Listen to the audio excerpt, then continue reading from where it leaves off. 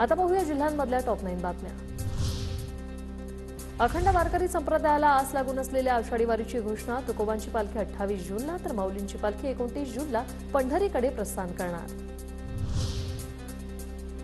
विदर्भात आजपासून 3 दिवस उष्णतेच्या लाटेचा इशारा। विदर्भ मराठवाड्यासह बहुतांश भागात उष्णतेची लाट कायम राहण्याची शक्यता।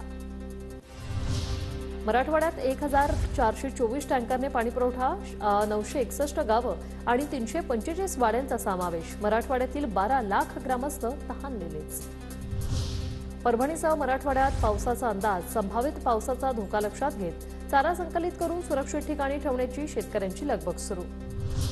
तब्बल 300 वर्षांची परंपरा असलेल्या बुलढाण्याच्या भिंडवळची घटमांडणी यंदा 10 मे रोजी होणार। पीक परिस्थिती आणि पाऊस तसंच सामाजिक आर्थिक परिस्थितीचा अंदाज सांगणाऱ्या घटमांडणीकडे अख्ख्या महाराष्ट्राचं लक्ष।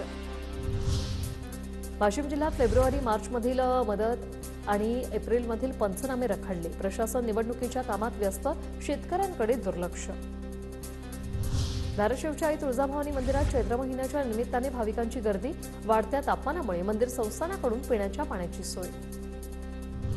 गोंदियात करारनामे करून धानाची भरडाई न करणाऱ्या राईस मिलवर काळ्या यादीत टाकण्याची तसंच कारवाईची मागणी। भरडाई न झाल्याने शेतकऱ्यांची मोठी कोंडी।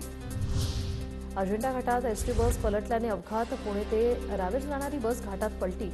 अपघातात 7 ते 8 प्रवासी जखमी। जखमींवर उपचार सुरू।